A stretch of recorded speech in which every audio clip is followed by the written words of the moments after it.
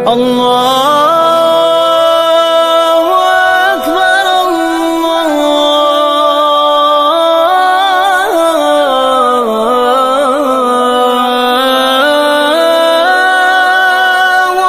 أكبر.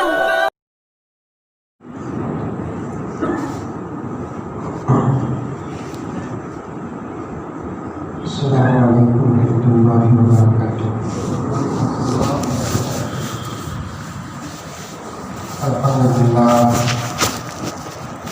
الحمد لله رب العالمين، والصلاة والسلام على سيد الأنبياء والمرسلين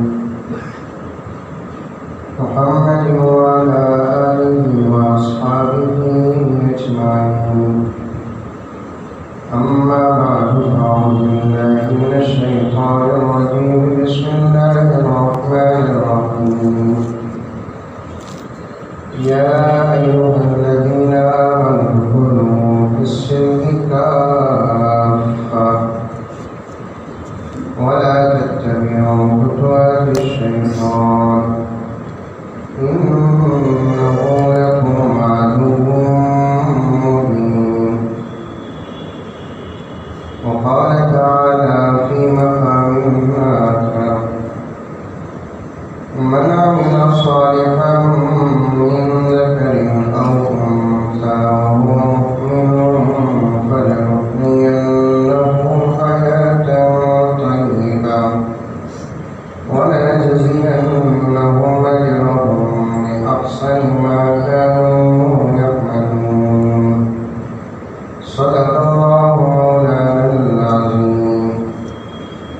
اللهم صل على سيدنا نبينا مولانا محمد وعلى آل سيدنا نبينا مولانا محمد وبارك وسلم.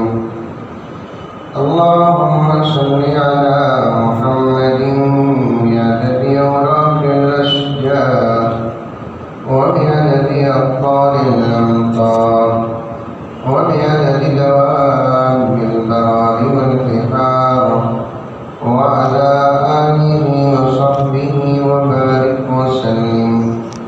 اللهم صل على محمد كما هو أهله ومستحقه. معزز سامعین کرام، پوری محبت کے ساتھ، شوق کے ساتھ، الفت کے ساتھ، پیار کے ساتھ، ادب کے ساتھ، احترام کے ساتھ، اخلاص کے ساتھ دل کی گہرائی سے ایک مرتبہ درود شریف پڑھیں۔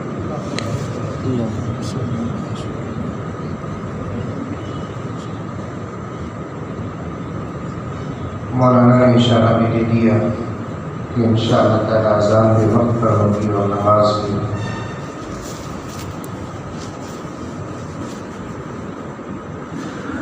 وقت کو سامنے رکھ کر میں اپنی پوری بات کو سمجھنے کی کوشش کروں گا۔ دعا کیجیے کہ اللہ تعالیٰ ہمارے وقت میں برکت عطا فرمائے۔ وقت کم بھی نہیں ہے، الحمدللہ تقریباً 1 گھنٹہ یا اس سے کچھ آگے پیچھے۔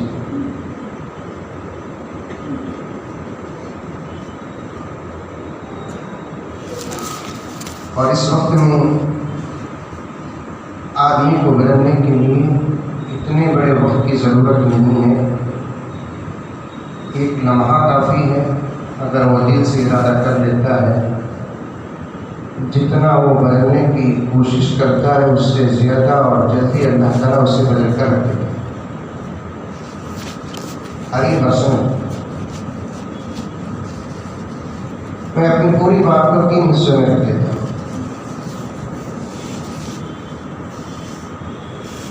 پہلی بات مجھے یہ عرض کرنا ہے، مبارکباد پیش کرتے ہوئے، جہاں ساری دنیا میں خوف ہی خوف ہے، ڈر ہی ڈر،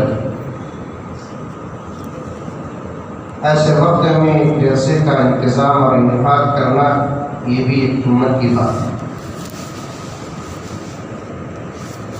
ورنہ دو چار آدمی جہاں جمع ہو جاتے ہیں تو ادھر ادھر دیکھتے ہیں کہ کرونا کہاں سے آ رہا ہے۔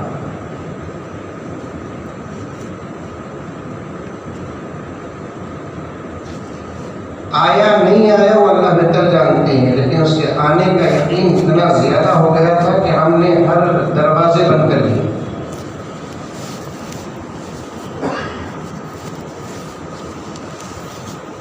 اور یقین اتنا زیادہ ہو گیا تھا، اللہ سے مایوسی تک پہنچ گئے۔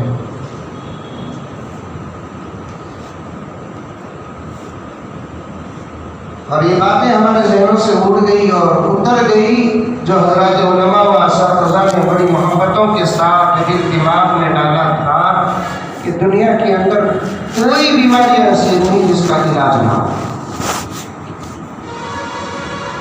ابھی بات سمجھ میں آئی نہیں آئی؟ منڈی تھی ہر بیماری کا علاج ہے دنیا کے، لِكُلِّ دَاءٍ دَوَاءٌ، ہر بیماری کا علاج ہے۔ یہ میرے اساتذہ کی زمین ہے، شہر ہے، یہاں میں نئی بات نہیں بلکہ سبق اور آموختہ پیش کرنے کی سعادت حاصل کر رہا ہوں۔ ہم نے ہمارے اساتذہ سے یہ سیکھا ہے کہ بیماری جو بھی ہو، اللہ تعالیٰ جب اسے دنیا میں بھیجتے ہیں تو اس سے 40 دن پہلے اس کی دوا کو زمین میں اتار دیتے ہیں۔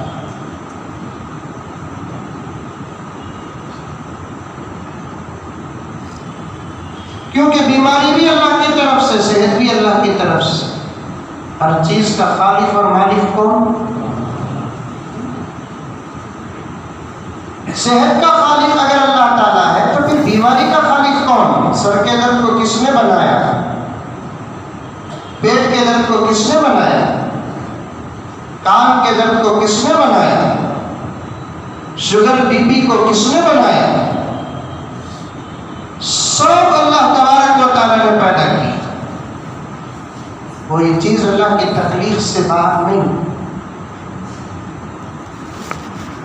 پوری کائنات میں وہ چیزیں جو ہمیں نظر آتی ہیں اس کا خالق بھی اللہ ہے، جو چیزیں نظر نہیں آتی اس کا خالق بھی اللہ ہے۔ ایک سوال پیدا ہوتا ہے اور مجھے امید ہے کہ بشاروں والے سوال کر سکتے ہیں، دوسرے گاؤں والے نہیں کریں گے، کیونکہ گہرے سوالات کرنے کا دماغ ہمارے پاس نہیں ہے، آپ کے پاس ہوگا۔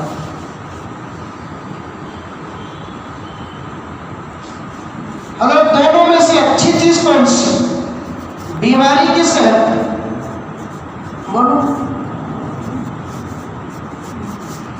بولو، صحت اچھی چیز۔ پورے نبی کے دعاؤں کے خزانے اور ذخیرے میں ایک دعا بھی آپ کو نہیں ملے گی کہ اللہ کے رسول صلی اللہ علیہ وسلم نے بیماری کو مانگا ہے۔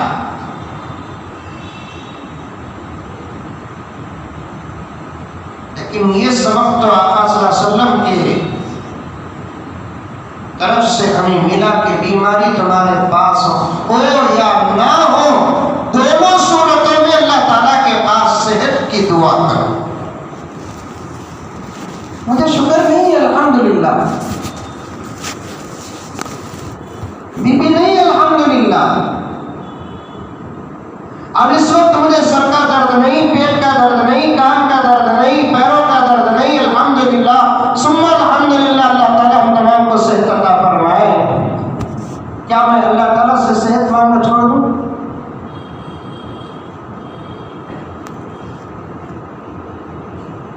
حضرت مولانا ساجد صاحب دامت برکاتہ کی دعاؤں میں آپ نے سنا ہوگا، اولیاء اللہ کی دعاؤں میں آپ نے سنا ہوگا، اولیاء اللہ دعا کرتے ہیں اور دعا دیتے ہیں ان الفاظ کے ساتھ جو الفاظ میرے آقا صلی اللہ علیہ وسلم کے زبان مبارک سے نکلے، اللہم انی اسألک الصحہ،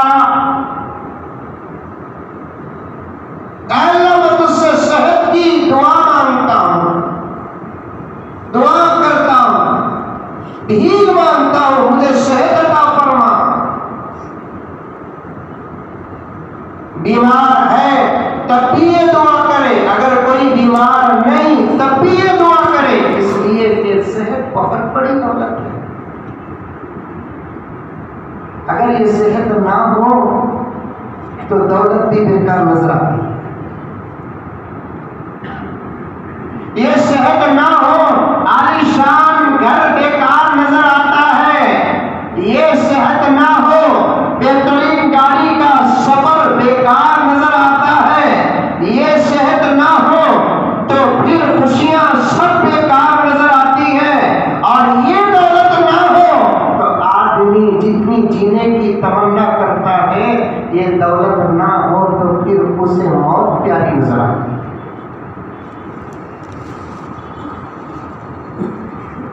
کروڑوں اربوں روپیے ہیں، اور اس کے بعد جتنی دولت ہوتی ہے، ہماری مینٹالٹی ایک بات یہ کہتی ہے کہ وہ اچھے سے اچھا کھائے گا، جس کے پاس دولت نہیں وہ سادہ سیدھا کھائے گا۔ نہیں، دولت کے ہونے نہ ہونے کا اثر غذا پر پڑتا نہیں، دستر پر پڑتا نہیں، صحت کے ہونے نہ ہونے کا اثر پڑتا ہے۔ ورنہ آپ نے دیکھا ہوگا بڑے سے بڑا غریب جب اللہ کا نام لے کر قریب بیٹھ جاتا ہے تو بہتر سے بہتر چیز کھا لیتا ہے۔ آمور وائن واڑی کی مشاروں کی بہترین بریانی انلیمیٹڈ ڈاکٹر کی طرح چلتا رہتا ہے۔ رمضان آتا مشاروں میں، ارے بولو رے باپ، ہمارے بنگلور میں بھی آتا، مولانا لقمان علی والا دیکھتے وقت۔ اب رمضان جیسے ہی آتا تو ہم مدرسے والے ذرا مدرسوں کے آنے والے ایام کو مضبوط کرنے کے لیے باہر نکلتے ہیں۔ سمجھے کہ میں بھی ایک مدرسے کا خادم ہوں، مجھے بھی نکلنا پڑتا ہے۔ ایک مرتبہ میں نکلا، ایک صاحب دکان میں نہیں تھے جن کا بڑا بھاری چندہ تھا۔ میں نے ان کو فون کیا، حاجی صاحب آپ کے دکان میں حاضر ہوا ہوں۔ انہوں نے محبت کا اظہار کرتے ہوئے کہا، مولانا چندہ ملے گا ایک شرط پر، کیا کرتا ہوں آج افطار ہمارے ساتھ کرنا۔ اب مجبوری کو رام رام گدھے کو سلام، نہیں ہے تو چندہ نہیں ملے گا۔ مریض منگا بھی وہ، ڈاکٹر دیا بھی وہ، گھر بھی بہت دور تھا، حاجی صاحب بھی بلا لیے، میں پہنچ گیا۔ مختصر سے وقت میں حاجی صاحب نے بہترین افطار کا انتظام کیا، قریب رہنے والے دو صحابات کو بھی شریک کر لیا، اور میں بھی شریک ہوا۔ دعا کے لیے کہے تو میں دعا کرنے لگا۔ مؤذن صاحب بسم اللہ جسے کہے تو ہم لوگ کا جو پانی جو تھا اس سے بسم اللہ کرنے لگے۔ ایک چھوٹی سی پلیٹ، کروڑپتی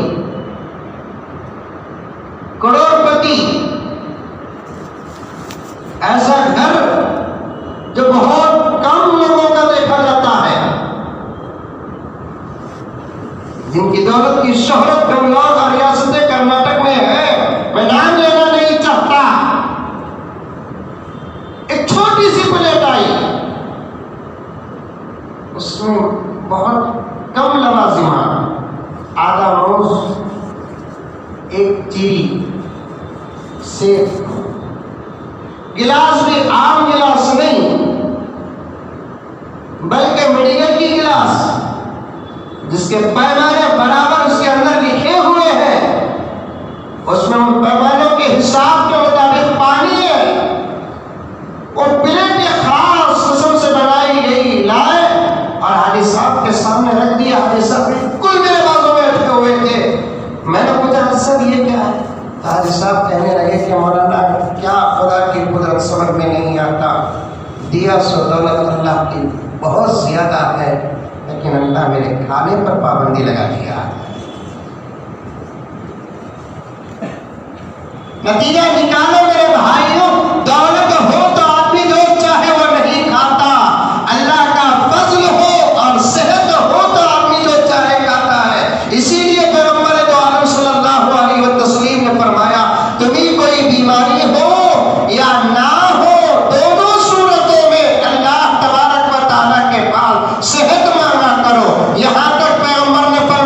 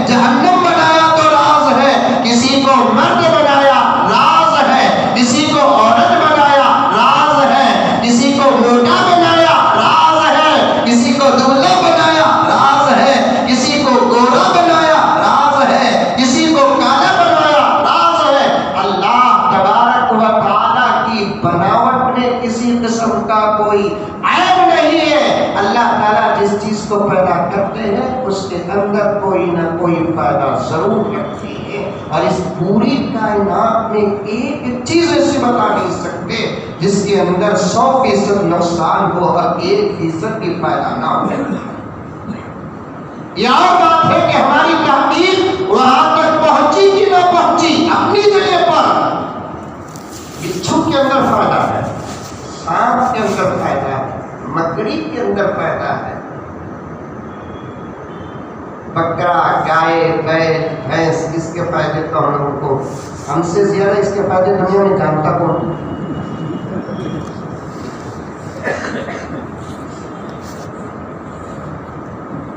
اس کے برخلاف وہ جانور جو حرام ہے اس کے اندر بھی اللہ تعالیٰ فائدے رکھتے ہیں۔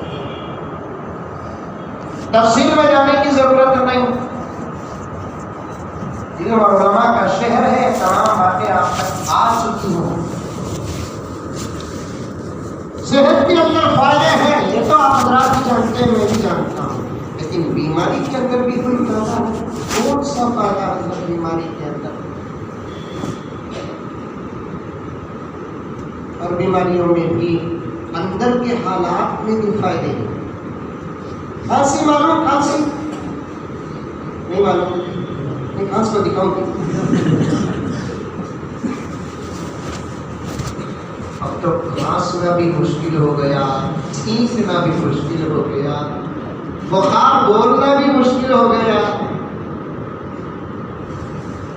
ایک دوست کے گھر کو جانا چاہتا ان دنوں میں، فون بھی کرتا تھا، آؤں گا تمہارے گھر کو۔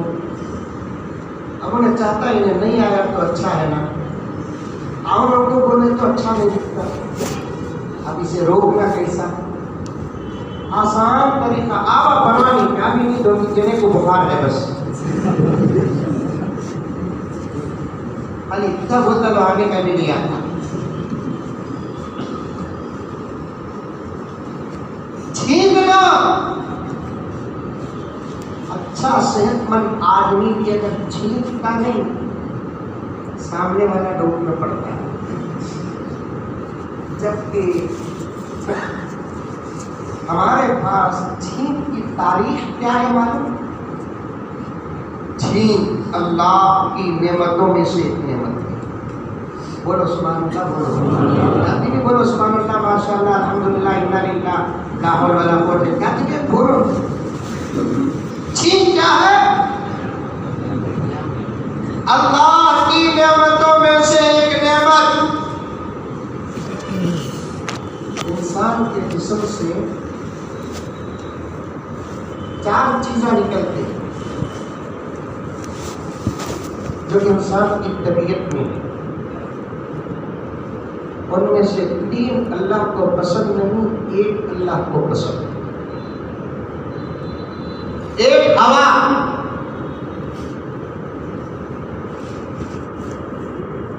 دوسرا ڈکار، تیسرا جوائی، جوائی نہیں،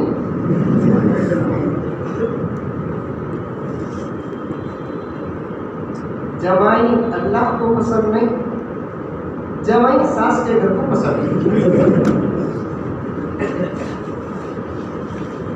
چوتھی چیز ہے چھینک۔ میرے آقا صلی اللہ علیہ وسلم نے ارشاد فرمایا، جو آدمی بار بار ڈکار لیتا ہے وہ حشر کے میدان میں سب سے زیادہ بھوکا ہوگا۔ گیس پرابلم سے ڈکار آیا تو ڈرو لوگو، پیٹ بھر کر کھانے سے ڈکار آئی تو پریشانی کی ضرورت ہے۔ جوائی، جو نیند کے غلبے پر منہ کھل جاتا ہے، یہ بھی اللہ کو پسند نہیں۔ اسی لیے کتابوں میں آتا ہے کہ 1,20,000 پر 4,000 انبیاء علیہم السلام نے کسی نبی نے اپنی زندگی میں جمائی نہیں،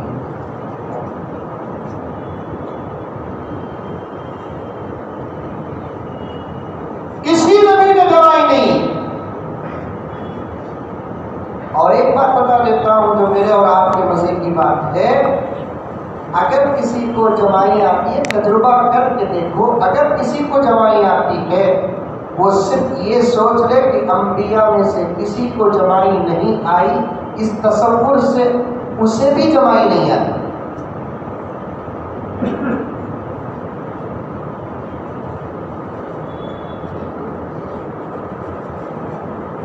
جمائی بھی پسند نہیں، ڈکار بھی پسند نہیں، حالات کا نکلنا پسند نہیں۔ میرا اشارہ سمجھے ہوا سے میں کون سی ہوا برات لے رہا ہوں۔ کچھ باتیں ذرا ادب سے بولنے، حیا سے بولنا، شرم سے بولنا۔ آج ہماری زندگی سے ادب ختم، بات کرنے کا طریقہ نہیں ہمارے پاس، لہجہ نہیں۔ ہم دائرے اسلام میں ہیں، ہمیں اٹھے قانون، بیٹھے قانون، سوئے قانون، کھائے قانون، پیے قانون، چلے قانون، سوئے قانون۔ ہماری زندگی قانون سے ہٹی ہوئی نہیں ہے۔ میں حالات کو بھی بات کرتا ہوں، اور میں پہلے ہی عرض کر دیا کہ میں ایک طالب علم ہوں، لیکن میں پہلے عرض کر دیا کہ وقت محدود ہے، اس لیے باتیں کٹ گئیں تو پھر کبھی فون سے پوچھ لینا مولانا وہ بات آپ نے چھوڑی تھی آئندہ کیا، کیونکہ مجھے وقت کے تابع ہونا ہے۔ حالات بھی بولتا ہوں میں، اسی لیے تو دنیا کے کئی ڈپارٹمنٹ میرے پیچھے پڑے ہوئے ہیں۔ یہ پورے کرونا وائرس کے اور بنگلور میں ایک حادثہ ہوا، اس حادثے سے دونوں چیزوں کو جمع کر کے 5 مرتبہ مجھے پولیس اسٹیشن جانا پڑا۔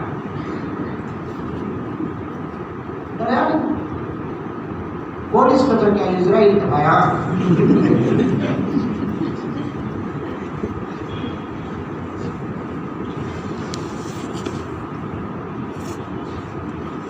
حالات بولتا ہوں، اور ساری دنیا میں ایک عجیب سی آواز ہے جو آپ سنتے ہیں، خاص طور پر عورتوں کو رکھ کر۔ اسلام عورتوں کو آزادی نہیں دیتا، سنے نہیں سنے؟ اسلام عورتوں کو قید کر کے رکھ دیا، مقید کر دیا، پردے کے اندر رکھ دیا۔ امریکہ میں یہ آواز اٹھ پڑی، جاپان میں یہ آواز اٹھ پڑی، آسٹریلیا میں یہ آواز اٹھ پڑی، چائنا میں یہ آواز اٹھ پڑی، اور دیکھا دیکھی چلا کیونکہ ہمارے ملک میں بھی بمڑی شروع ہوئی۔ میں نے کہا احمقوں، بیوقوفوں، نادانوں، تم نے اسلام کا ایک طرف دیکھا ہے اور یہ ساری دنیا میں اپنی آواز کو پھیلانے کی ناکام کوشش کی ہے کہ اسلام عورتوں کو آزادی نہیں دیتا۔ احمقوں، نادانوں، بیوقوفوں، اسلام عورتوں کو کیا مردوں کو بھی آزادی نہیں دیتا۔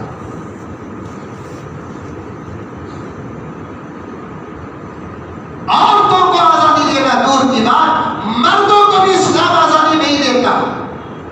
عورتوں کو پردے میں رہنے کا حکم ہے، کیا مرد ننگے پھریں؟ کیا مردوں کے لیے پردہ نہیں ہے؟ پردے کے، حیا کے، شرم کے جو اصول عورتوں کے لیے ہے، مردوں کے لیے بھی ہے۔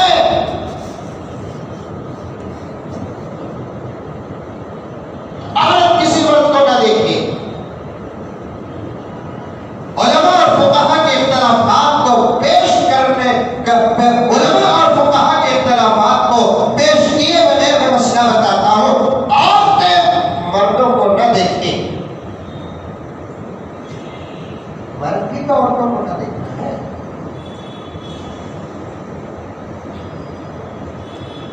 عورتیں اپنے سر کو ڈھانپ کر رکھیں،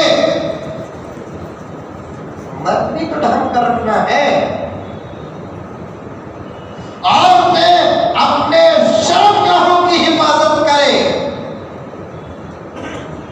مردوں کو بھی اپنی شرمگاہوں کی حفاظت کرنا ہے۔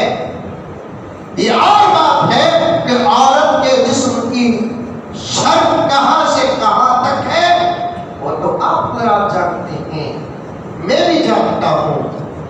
مردوں کے شرم کے حصے کہاں سے کہاں تک ہے وہ تو چھپا ہے۔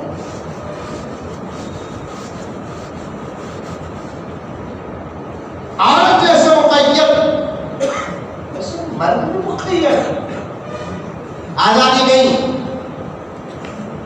مردوں کو بھی آزادی نہیں۔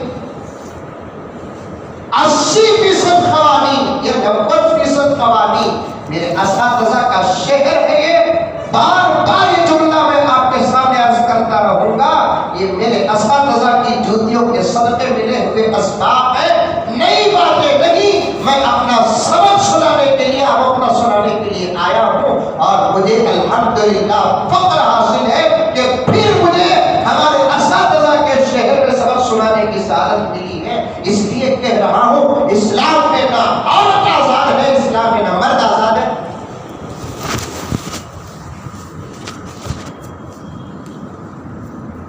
بعض مرد بولتے ہیں عورت کا کیا کروں میں نہیں رہنا، حضرات اشاروں میں نہیں بولتے ہوں گے، جب کہ دیکھیں تو عورتوں کے ہاتھ میں کتنا بہترین موبائل ہے۔ میں تو مذاق کے طور پر کہیں جگہ کہہ دیا بھی چوری اسلام میں جائز ہوتی تو میرا کام ہی خالی عورتوں کا موبائل چورانا، مردوں سے زیادہ کی موبائل ہے، اور کیا بات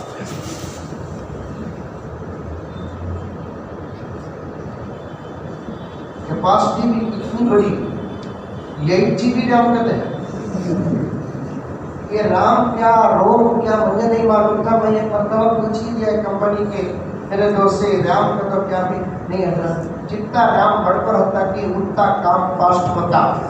میں بولیا یہ جانے کے بعد موبائل کا کام تو فاسٹ ہو جاتا لیکن گھر کا کام سلو ہو جاتا نا۔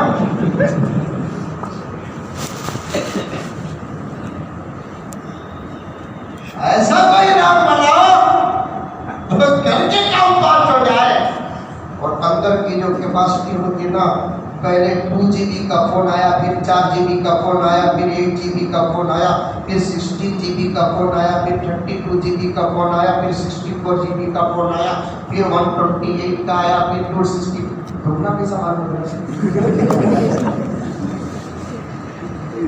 ہماری ضرورت بھی ہے،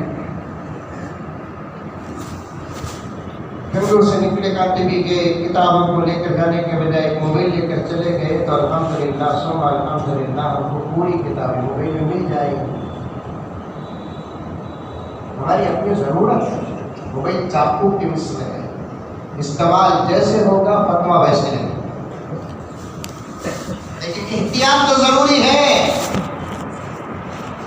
بچوں کے ہاتھ میں چاقو دیتے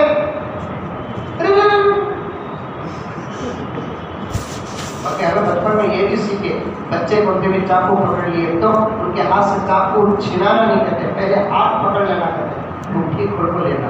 یہ چاقو کے لائق نہیں ہے بچہ، بچہ چاقو کے لائق نہیں ہے۔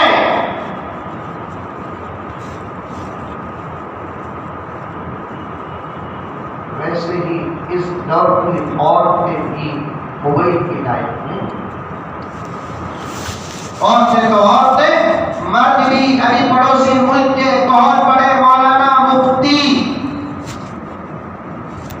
کہ ان کو ساری دنیا کے علماء فخر اس لیے یاد کرتے ہیں، عوام نہیں، علماء۔ حضرت مولانا مفتی تقی عثمانی صاحب دامت برکاتہم نے قریب میں تو ایک فتویٰ ہی دے دیا کہ اسمارٹ فون کا استعمال اس دور کے نوجوانوں کے لیے جائز نہیں۔ ڈاکٹر ہے، ضرورت ہے، جائز، لائر ہے، ضرورت ہے، جائز، انجینئر ہے، ضرورت ہے، جائز، عالم ہے، ضرورت ہے، جائز، بہت بڑا بزنس مین اور تاجر ہے، ضرورت ہے، جائز، ورنہ نہیں۔ تو عرض بات لمبی ہو جائے گی۔ عرض کر رہا تھا عورتوں کے ہاتھ میں موبائل، اس میں جیسے عورتیں آزاد نہیں ویسے مرد بھی آزاد۔ اسلام کسی کو آزادی نہیں دیتا، نہ مردوں کو نہ عورتوں کو۔ اسی لیے پیغمبر دو عالم صلی اللہ علیہ وسلم نے ارشاد فرمایا الدنیا سجن المؤمن وجنت الکافر،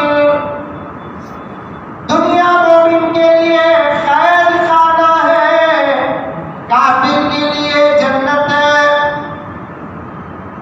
قیدی جیل میں اپنی مرضی سے رہتا نہیں، ہمیشہ اس کے چاروں طرف قوانین ہوتے ہیں، نگہبان ہوتے ہیں۔ وہ مرضی سے باہر ہی نہیں نکل سکتا، وہ اپنی مرضی سے پوری رات جاگ نہیں سکتا، اسے سونا پڑتا ہے، وہ اپنی مرضی سے صبح تک جب تک چاہے سو نہیں سکتا، اسے اٹھنا پڑتا ہے۔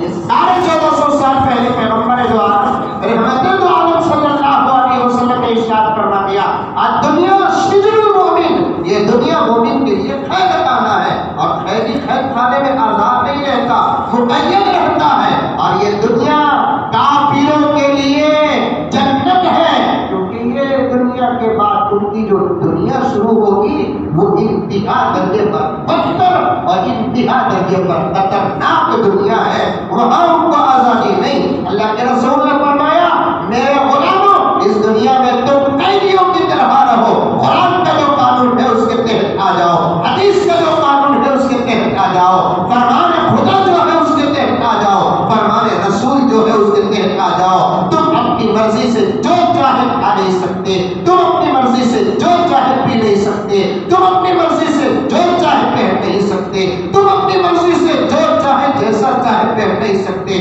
تم اپنی مرضی سے جو چاہے جیسا چاہے زندگی کر نہیں سکتے، بلکہ شریعت کے دائرے میں تم کو زندگی گزارنا پڑے گا، قیدی بن کر رہنا پڑے گا۔ ہاں تمہاری آزادی شروع ہوگی مرنے کے بعد اگر تمہارا عمل ایسا ہو کہ اللہ تعالیٰ اس سے راضی ہو جائے، رسول اللہ اس سے راضی ہو جائے، اور تمہارا اکاؤنٹ اللہ کے رسول کے دربار میں مقبول ہو جائے، اب جنت میں تم جو چاہے کرو، جو چاہے پیو، جہاں چاہے جاؤ، کوئی پابندی جنت کے اندر نہیں۔ حضرات علماء و اساتذہ پر میری نظر پڑ رہی ہے، عرض کر رہا ہوں میں کچھ سوالات اور جوابات آپ کے سامنے پیش کر کے اپنی بات کو آگے بڑھاؤں۔ دنیا کے اندر کتنی چیزیں حرام ہیں، لیکن مرنے کے بعد وہی چیزیں اس مسلمان کے لیے جنتی کے لیے حلال بن جاتی ہیں، کیونکہ وہ قید خانہ نہیں ہے نا، وہ آزاد ہے۔ مثال کے طور پر ریشم، جانتے نہیں جانتے ریشم؟ ارے بولو بھائی جانتے نہیں؟ عورت پہن سکتی کہ نہیں پہن سکتی؟ نہیں پہن سکتی۔ مرد سوچ کر بولو پکا؟ ہر کس میں ریشم نہیں پہن سکتا۔ اور مرنے کے بعد اللہ تعالیٰ اپنے فضل سے مغفرت کے فیصلے کر دے تو جنت میں آپ کو وہی دنیا کا حرام کردہ ریشم حلال ہو جائے۔ پابندی ہم نہیں ہے۔ دوسری مثال، سونا بولے تو سمجھ میں نہیں آتا، میں سب موٹی اردو والے سننا، گولڈ عورت کے لیے حلال کی حرام؟ حلال، مرد کے لیے حرام۔ پہن سکتا کسی بھی صورت میں، کسی بھی وقت، چپ کے ہلدی پہن سے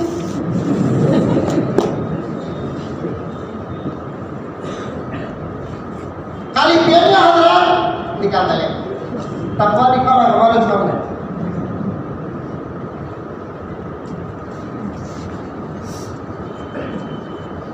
پہن یا نہیں حضرت پوچھے سو جیل میں رکھ سکتے کہ طرح سننا اللہ رکھو وہ ٹھیک ہو۔ حرام ہے، حرام حرام،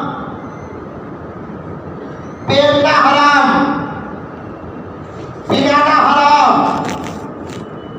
مانگنا حرام، پہننا حرام، شریف کسی صورت میں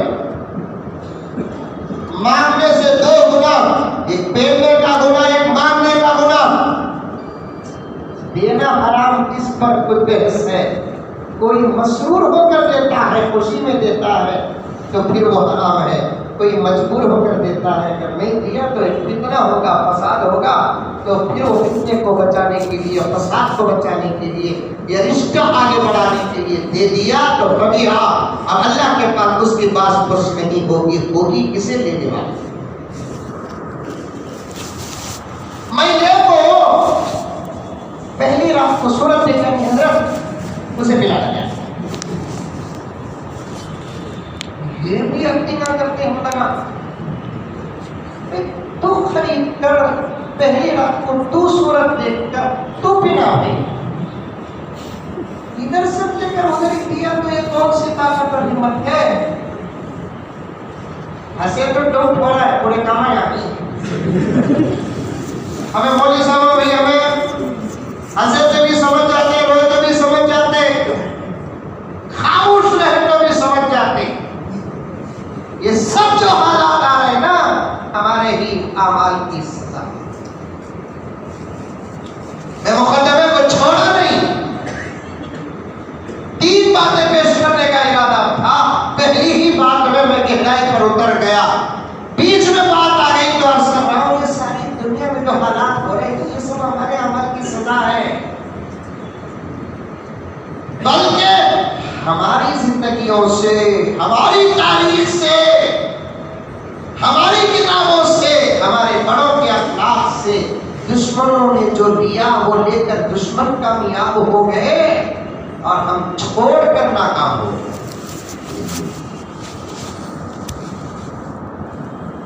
دشمن کامیاب ہو گئے، ہمارے اخلاق کے حصے لے لیے دشمن کامیاب ہو گئے، ہمارے شرم اور حیا کے حصے لے لیے دشمن کامیاب ہو گئے، تجارتوں کے اصول ہمارے سے لیے کامیاب ہو گئے، ہماری زبان کی صداقت لیے کامیاب ہو گئے، ہمارا اتحاد لیے کامیاب ہو گئے، ہمارا اتفاق لیے کامیاب ہو گئے، ہماری پیار اور محبت کے انداز لیے کامیاب ہو گئے. ابھی قریب میں نے جمعے کے موقع پر حالات کو رکھتے ہوئے ہماری مسجد عمر فاروق میں نے ایک بات عرض کی تھی جو اس وقت ہمارے ملک کے اندر ایک بہت بڑا احتجاج چل رہا ہے، اور اس احتجاج کا حضرات جانتے ہوں گے.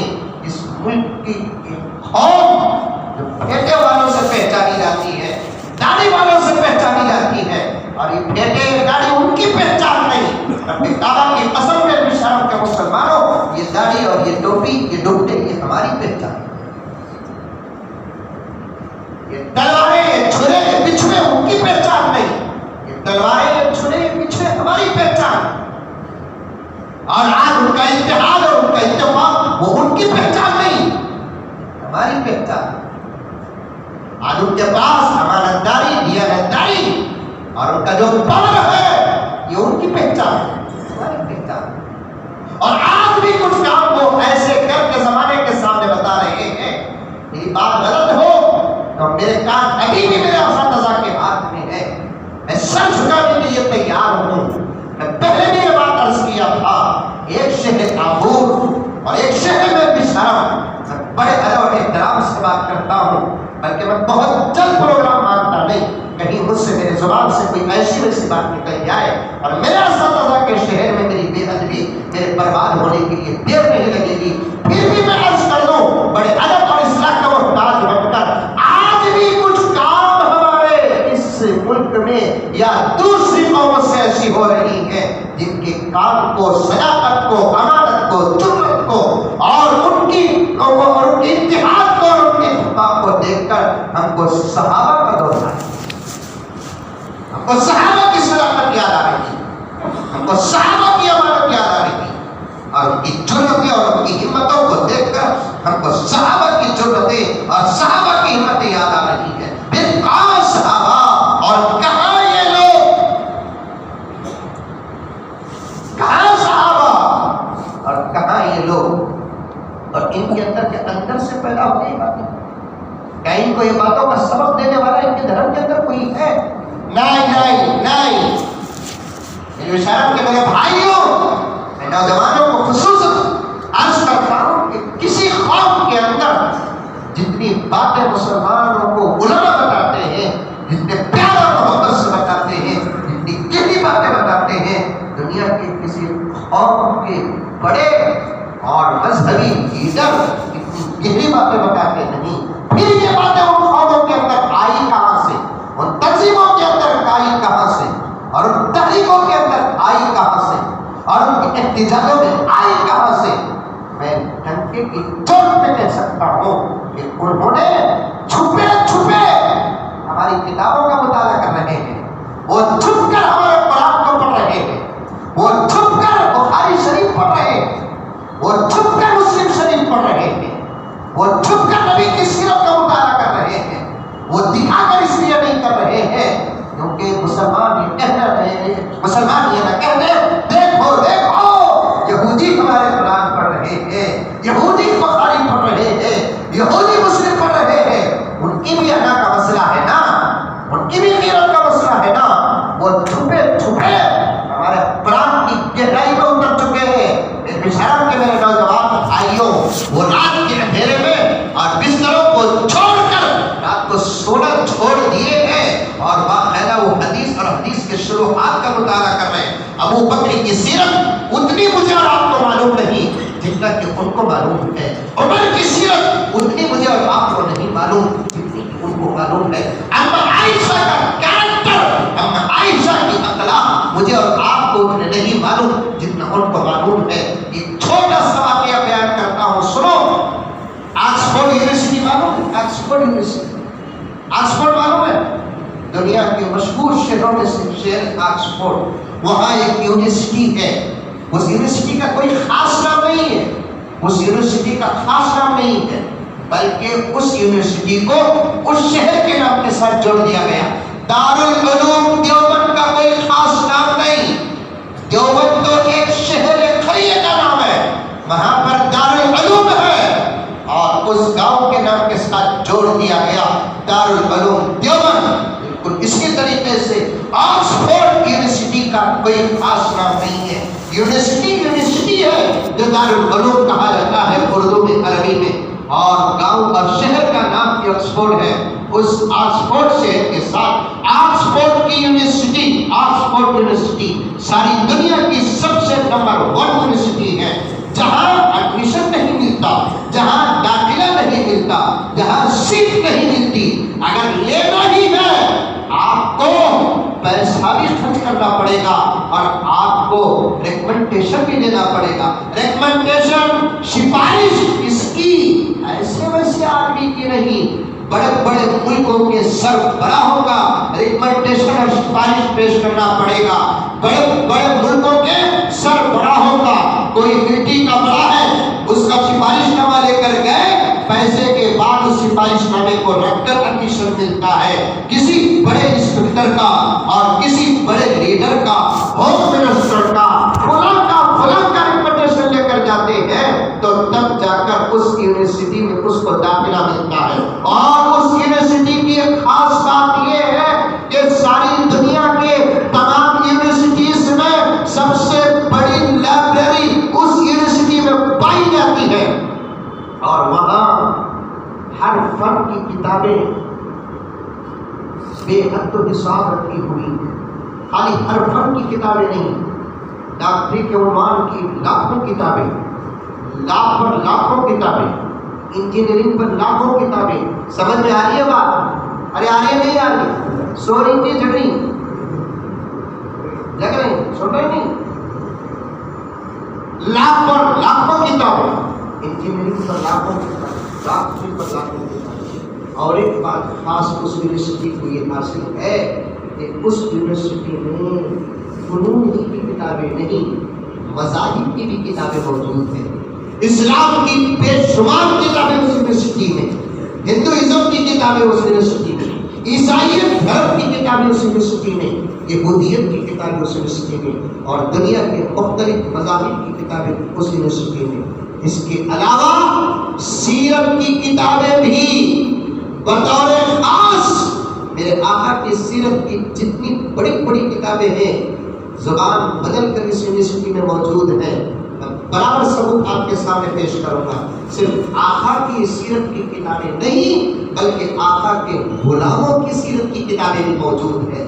ابو بکر کی سیرت کا خزانہ وہاں پر موجود ہے, عمر کی سیرت کا خزانہ وہاں پر موجود ہے، عثمان و علی کی سیرت کا خزانہ وہاں پر موجود ہے۔ امریکہ کا ایک یونیورسٹی کا چانسلر، یونیورسٹی کے محتمم کو چانسلر کہتے ہیں، کالج اور اسکولوں کے محتمم کو ہیڈ ماسٹر کہتے ہیں، پرنسپل کہتے ہیں۔ یونیورسٹی کا جو بڑا ہوتا ہے اسے چانسلر کہتے ہیں، اس کی بڑی عزت ہوتی ہے ساری دنیا میں، اور ساری دنیا کی یونیورسٹیوں میں بڑی عزت ہوتی ہے۔ اس مقام تک پہنچنے کے لیے اسے اپنے علم کو بہت مضبوط اور گہرا کرنا پڑتا ہے۔ امریکہ کی ایک یونیورسٹی کا چانسلر آکسفورڈ یونیورسٹی کو گیا اور کچھ دن وہاں کے اسٹوڈنٹس اور طلبا کو سبق پڑھانے لگا، اور اچانک اسے خیال آیا، سنو نوجوانوں سنو، میں اپنے باپ کے ثبوت پر یہ بات پیش کر رہا ہوں، واقعہ پیش کر رہا ہوں۔ آکسفورڈ کو گیا اور وہاں کے اسٹوڈنٹس پر سبق پیش کیا، اور اسے خیال آیا کہ یہاں کی لائبریری جو ساری دنیا کے اندر، یہاں کا کتب خانہ جو ساری دنیا کے اندر مشہور ہے، ذرا اس کتب خانے کو دیکھے۔ اب دیکھنے کے لیے نکلا، دیکھتے دیکھتے دیکھتے دیکھتے دیکھتے دیکھتے دیکھتے دیکھتے دیکھتے وہ اس ڈپارٹمنٹ تک پہنچ گیا جس ڈپارٹمنٹ کا نام ہے اسلام، اور اسلام کے پیروکار و پرستار۔ اب وہ دیکھنے لگا قرآن اور قرآن کے تفاسیر بزبان عربی انگریزی، حدیث اور حدیث کے شروحات، پھر پیغمبر کی سیرت کی کتابیں، پھر پیغمبر کے غلاموں کی سیرت کی کتابیں، یہاں تک ابو حنیفہ کی سیرت کی کتاب اور کتابیں، امام شافعی، امام مالک، امام احمد بن حنبل کی سیرت کی کتابیں، ایسے دیکھتا گیا دیکھتا گیا دیکھتا گیا۔ اور یہ بات مسلم بھی ہے میرے دوستو، رب کعبہ کی قسم، جتنی زیادہ کتابیں ہمارے اپنے دھرم کی ہیں، میرے رب کی قسم دنیا کے نہ کسی دھرم کی اتنی کتابیں آپ کو ملیں گی، اور نہ دنیا کے کسی فن پر اتنی کتابیں آپ کو ملیں گی جتنی کتابیں کے مذہب اسلام پر اور اسلام کے مسائل و عقائد اور پھر اسلام کے اندر پیدا ہونے والے بے مثال شخصیات کی سیرت پر کتابیں۔ اب وہ دیکھتا گیا دیکھتا گیا دیکھتا گیا، اچانک ایک کتاب پر اس کی نظر پڑی، اس کتاب کا نام بھی تھا محمد۔ اب یہ ذرا اور آگے بڑھا تو دیکھا کیا کہ یہ محمد وہ محمد نہیں جس کو ساری دنیا دل و جان سے چاہتی ہے، ساری دنیا دل و جان سے چاہتی ہے، اور یہ وہ محمد نہیں ہے جس کے لے کر کروڑوں اربوں خربوں لاکھیں لاکھ ہیں۔ پھر یہ کون محمد ہے؟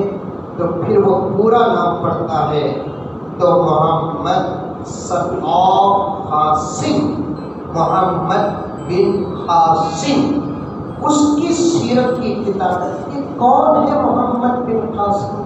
اب اس کتاب کو اٹھایا، وہ اٹھا کر پڑھنے لگا، ذرا 2-4 صفحات پڑھا تو پھر اس میں آکسفورڈ یونیورسٹی کے چانسلر سے اور وہاں کام کرنے والے اور میزبانوں سے کہا کہ بھائی جب تک یہ کتاب میں پوری نہ پڑھوں اس وقت تک میں لائبریری سے باہر نہیں نکلوں گا، اور میرے کھانے پینے کا پورا انتظام یہی کر دینا۔ اب مجھے یہ پوری کتاب پڑھنا ہے۔ پوری کتاب پڑھاؤ، تقریباً 800 صفحات کی کتاب جو محمد بن قاسم کی سیرت پر، حضرت محمد بن قاسم کی سیرت پر 800 صفحات کی کتاب۔ اور یہ وہ محمد بن قاسم ہے جنہوں نے اپنا نام اور اپنی شہرت کا جھنڈا اپنی عمر میں صرف 17 سال کی عمر میں ساری دنیا میں اپنی طاقت اور اپنی ہمت اور اپنی صداقت اور اپنی امانت، اپنی جوابدہی، اپنے ایمان اور اپنی یقین کا جھنڈا ساری دنیا میں گاڑ دیا تھا۔ کسی بھی ملک کے آدمی کو معلوم ہو جاتا محمد بن قاسم فوج لے کر ہمارے پاس آ رہا ہے، تو پھر اس ملک کے اندر حکومتوں میں زلزلے پیدا ہو جاتے۔ عمر کیا تھی اس کی؟ صرف 17 سال۔ اور آج ہمارے خاندان کے 17 سال کے بچے کس راستے پر جا رہے ہیں؟ ذرا یہ تحقیق کرنے کی ضرورت ہے ہمارے شہر اور ہمارے گاؤں کے 17 سال کی عمر کے بچوں کے راستے کیا ہیں 2 دن یا 3 دن پہلے میں نے ایک میسج پڑھا مولانا بھی پڑھے ہوں گے میں پڑھ کر سوچتا رہ گیا کیا پیارا جملہ ہے کسی لکھنے والے نے لکھا فکر اس بات کی نہیں ہے کہ اس دور میں نوجوان بگڑ رہے ہیں سمجھو ذرا موٹے موٹے گہری باتیں سمجھ میں نہیں آتی فکر اس بات کی نہیں کہ اس دور کے نوجوان بگڑ رہے ہیں فکر اس بات کی ہے آنے والی نسلوں کو بگڑے ہوئے ماں باپ ملنے والے سمجھ میں آئی بات جملہ سمجھ میں آیا ارے آیا نہیں آیا فکر اس بات کی اتنی نہیں کہ اس دور کی نوجوان نسل بگڑ رہی ہے فکر اس بات کی ہے کہ آنے والی نسلوں کو جو ماں باپ ملنے والے ہیں بگڑے ہوئے ماں باپ ملنے والے ہیں جن کے ماں باپ بگڑ چکے ہو ان کی اولاد سنبھلے گی کیسے سدھرے گی کیسے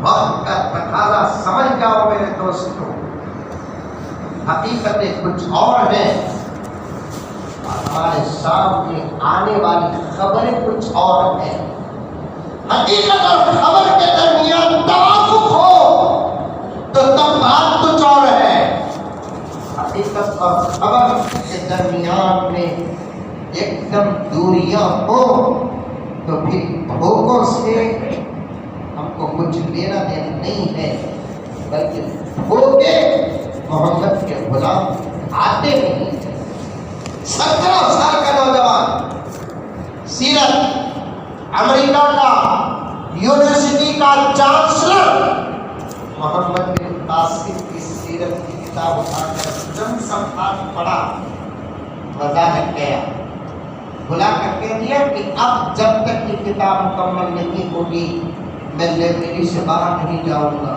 میرے رہنے سہنے کھانے پینے کا انتظام یہی ہو اب مجھے پوری کتاب کو پڑھنا ہے پوری کتاب کو پڑھ دیا باہر نکلنے کے بعد اس سے اس یونیورسٹی کے بڑے بڑے لوگوں نے پوچھا آخر یہ کتاب میں کیا تھا جس کو لے کر آپ سب کو چھوڑ دیے کونا نشین ہو گئے تو اس نے کہا کہ بھائی یہ کتاب لائبریری سے نکال دو اور اس کتاب کی تباہت نہ کرو اس کتاب کی اشاعت نہ کرو اس کے اندر ایک ایسے انسان کی سیرت ہے جس کو پڑھنے والا ہر نوجوان اسلام کا نام اس کا کچھ اور ہو لیکن بنے گا وہ محمد بن قاسم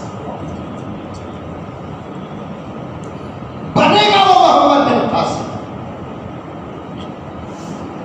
خالی سیرت پڑھ لے محمد رسول اللہ سب کہہ دو صلی اللہ علیہ وسلم غلاموں کے غلاموں کا غلام جس کی سیرت ساری دنیا میں اثر کرتی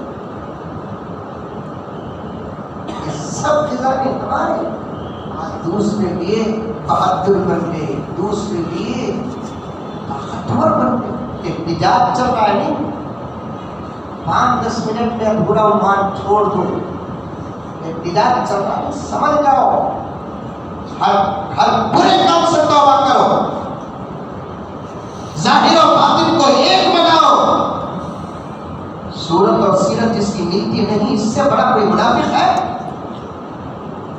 معافی چاہتا ہوں میں لیکن مجھے کہنا پڑتا ہے مولانا دامت برکاتہ ہم نے اس حادث کے متعلق اپنی محبتوں کو پیش کیا اور والد صاحب سے لے کر مستقلا کر چھوڑ دیا کہ حق بات کرتے ہیں کوئی تعجب کی بات نہیں حق کیا ہے سچ کیا ہے حق ہے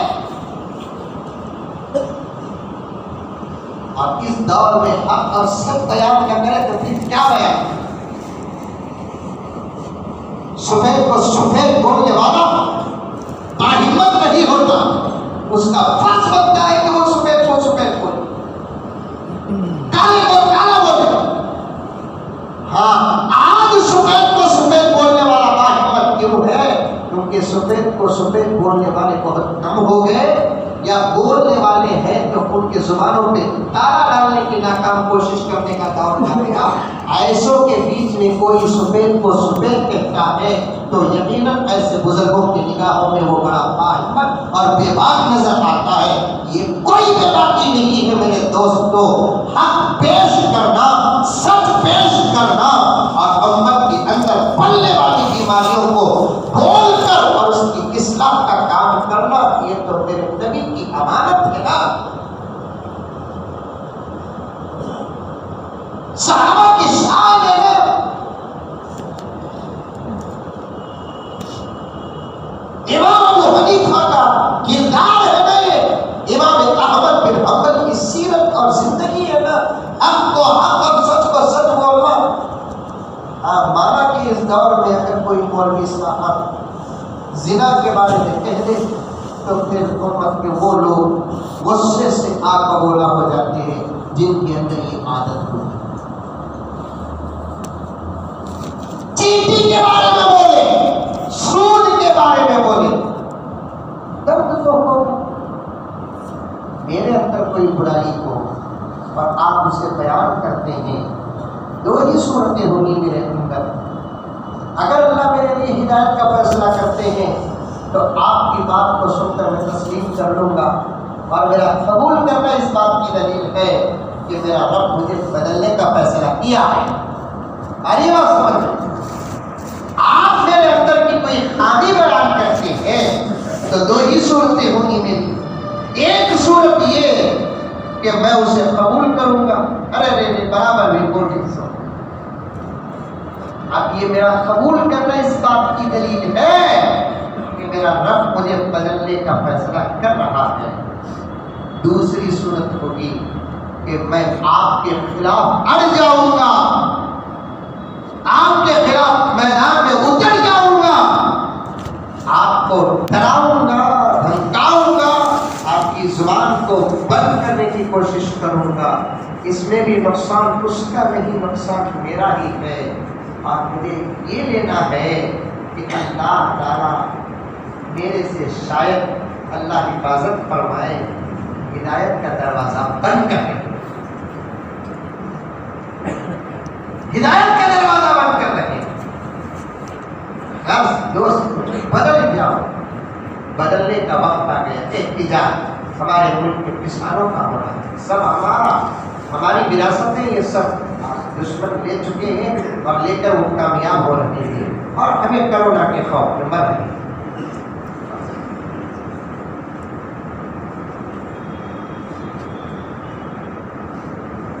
کسی سے ڈرنے کی ضرورت نہیں ہے. اللہ تبارک و تعالیٰ بہت بڑے. عرض کر رہا تھا آپ کے سامنے، ہر چیز کے اندر اللہ تعالیٰ فائدہ رکھے. صحت اللہ کی نعمت، پھر بیماری میں کیا فائدہ ہے جناب؟ بیماری آئی تو دوا لینا، دوا کھانا، علاج نہ کرے تو گنہگار ہوگا. پھر اس کے اندر فائدہ کیا ہے؟ یہ تو آستے اور عقیدے کی بات ہے کہ اس کے فائدے ہر کسی کو نظر نہیں آتے. عقیدہ جس کا ہے اسے فائدے نظر آتے ہیں. پیارے آقا صلی اللہ علیہ وسلم نے فرمایا، آدمی کو بخار جب تک رہتی ہے اس کے گناہ اس کے جسم سے ایسے گر جاتے ہیں جیسے جاڑے کے موسم میں سخت ہوا سے سوکھے درخت کے پتے گر جاتے ہیں. فائدہ کی نقصان. ایک صحابی آئے نبی کی خدمت میں آ کر عرض کر رہے کہ یا رسول اللہ، اللہ ایک کھانسی کو غالب کرے. پیغمبر نے فرمایا کھانسی کو گالی کرے، کھانسی کو گالی نہ دو. یہ بھی اللہ کی نعمتوں میں سے ایک نعمت ہے. بعد میں آنے والے عاشقین نے نبی کے فرمان کو رکھ کر تحقیق کر کے نتیجہ نکالا، جسے کھانسی آتی ہے اسے تقویٰ نہیں مارتا. بیماری نعمت بنی کہ نہیں بنی؟ چھینک بھی اللہ کی نعمتوں میں سے ایک نعمت. ساری دنیا میں چھینک جتنا بدنام ہوئی اس کا تو کوئی انکل نہیں ہوئی.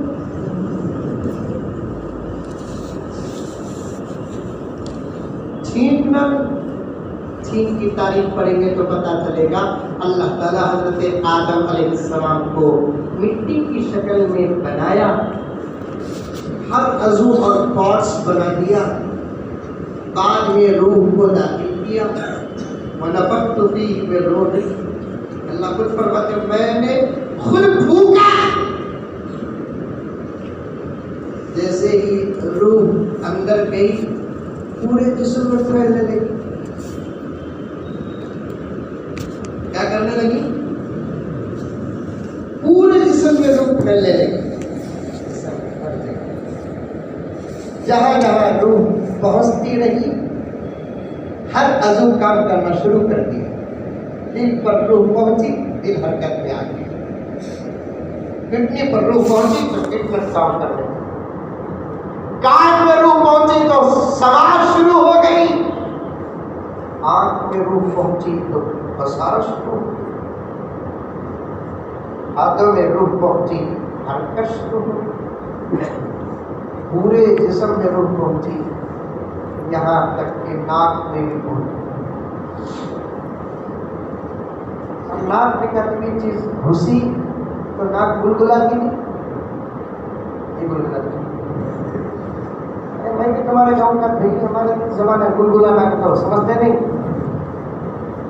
قسم کی گدگدی ہوتی گلگلا گلگلا، ناک میں گھستے ہی گلگلا نہیں، اب ناک میں کوئی چیز گلگلاتی ہے تو کیا آتی؟ ماشاءاللہ سبھی معلوم ہے، ٹھیک آئی، اختیار حضرت آدم کے زبان سے نکل گیا جملہ الحمدللہ، اطراف و اطراف میں کھڑے ہوئے تمام ملائکہ حضرت آدم کے الحمدللہ کو سن کر یرحمکاللہ کہتے ہیں۔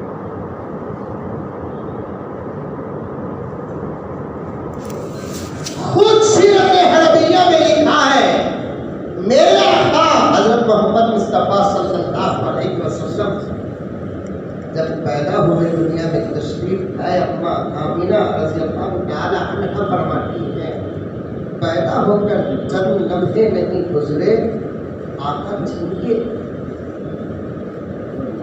اور یہ معجزہ ہے آقا کا، کوئی تعجب کی بات نہیں کہ آقا کے زبان مبارک سے بھی الحمدللہ۔ اب وہ اتنی بدنام ہو گئی اس وقت آ کر، اللہ بچانا چھین کے تو اپنے ہے نا دور بھاگنے لگے۔ چند دن پہلے ایک صاحب آ کر بولے، 2 منٹ پہ بات ختم، چند دن پہلے ایک صاحب آ کر بولنے لگے کہ حضرت ایک مسجد کو گیا، وہاں ابھی بھی سماجی فاصلہ ہے، ڈسٹنس، ایک ہاتھ ادھر دو ایک ہاتھ ادھر، میں بھی نماز کے راستے پڑ گیا، بازو والا بھی گل کے آیا کھڑیا، اچانک مجھے چھینک گئی، میں ٹھیک ہے تو میں رکھا بھی تو ڈبا کر،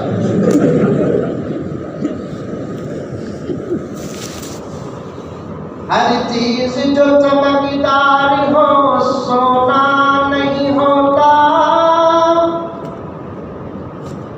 ہر چیز جو چمکدار ہو سونا نہیں ہوتا، ہر چیز کا مطلب بھی کرونا نہیں ہوتا، جو ہوا اللہ سے صحت مانیں گے انشاءاللہ، ہمارے ماں باپ کے لیے صحت مند، ہمارے بیوی بچوں کے لیے صحت مند، ہمارے دوست احباب اور رشتہ داروں کے لیے صحت مند، ایمان اور میرے آقا کی امت میں پیدا ہونے کے شرط کے بعد دنیا میں سب سے بڑی جو نعمت ہے وہ ہے صحت، یہ نہ ہو پوری دنیا جیرن بن جاتی ہے۔ کچھ بیماریاں حقیقت میں بیماریاں ہیں اور کچھ بیماریاں زبردست سازش ہیں، ہم رعایا ہے، محکوم ہے، قانون بڑوں سے جو آتا ہے مجبور کے مسرور ہم کو عمل کرنا ہی پڑتا ہے، لیکن ہم دعا کریں گے تو حالات بدلیں گے۔ مولانا کو معلوم ہوگا 3 دن پہلے وہ کرونا کی ویکسین بن گئی ہے، وہ دوا پر تفسیریں شروع ہو گئی دنیا میں، یہ دوا ڈالے تو آدمی کا کیا اثر ہوگا، بہت ہی زبردست بہت بڑا ڈاکٹر کرتے دنیا کا، انہیں ہے نا نتیجہ نکالا گیا ہے کیا بول کر ہمارا بنے کو یہ دوا ڈالے تو ریچھ بن جاتا رہتے انہیں، مگرمچھ بن جاتا ہے، عورتوں کے اندر یہ دوا گئی تو داڑھی آ جاتی ہے، بنائی بھی یوز ڈرائی بھی یوز کرنا کیا، ہم کو کچھ نہیں کرنا، اللہ تعالیٰ سے دعا کچھ نہیں کرنا، اللہ سے دعا کرنا کہ پروردگار عالم اب ساری دنیا میں آپ کے علاوہ ہمارا کوئی نہیں، آپ بچا لیجیے، جب آپ بچا لیں گے دشمنوں کی کوئی اوقات اور حیثیت نہیں ہوگی۔ بیماری تو ہے لیکن ایسی کون سی بیماری ہے دنیا کے اندر جس کی دوا نہ ہو؟ ہاں علماء نے تحقیق کر کے بتا بھی دیا کہ ایک بیماری ہے جس کی دوا نہیں، اس لیے کہ وہ بیماری نہیں، آخری جملے سنو، دنیا کے اندر ایک بیماری ہے جس کی دوا نہیں، اس لیے کہ وہ بیماری نہیں، وہ ہے HIV ایڈس، اس کی دوا نہیں۔ کیوں؟ یہ HIV اور ایڈس بیماری نہیں بلکہ اللہ کا عذاب ہے، اور اللہ اس کے رسول نے یہ کہا کہ بیماریوں کے لیے دوا ہے، عذاب کے لیے کوئی دوا نہیں ہے۔ بس یہ چند کلمات تھے، بہت خوش ہو گیا کہ مولانا بھی بتا رہے تھے لاک ڈاؤن کے مکمل عرصے کے بعد مسجد کے اور پورے شہر کے ذمہ داروں کی طرف سے اجازت کے ساتھ ہی پہلا پروگرام، بس دلوں سے خوف نکال دو، اللہ بہت بڑے ہیں، احتیاط سے رہو، اللہ کو ناراض نہ کرو۔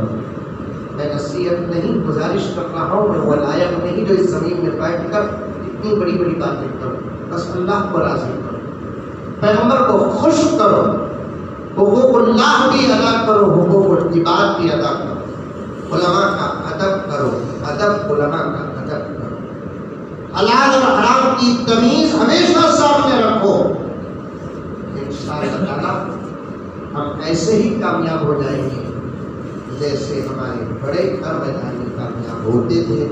اللہ مجھے اور آپ کو عمل کی توفیق عطا فرمائے، آمین ثم آمین۔ وآخر دعوانا الحمدللہ رب العالمین۔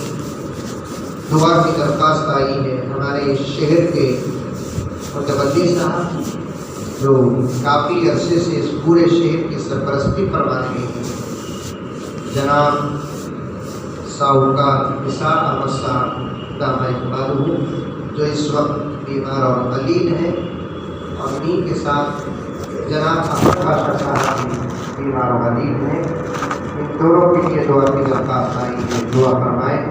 اللہ تعالیٰ خصوصاً ان دونوں حضرات کو صحت کاملہ عاجلہ مستقرہ عطا فرمائے، عموماً پورے امت مسلمہ کو صحت کی دولت سے مالا مال فرمائے، آمین ثم آمین۔ وآخر دعوانا الحمد للہ،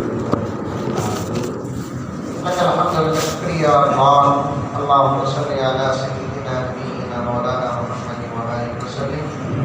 ربنا آتنا فی الدنیا حسنہ وفی الآخرۃ حسنۃ وقنا عذاب النار۔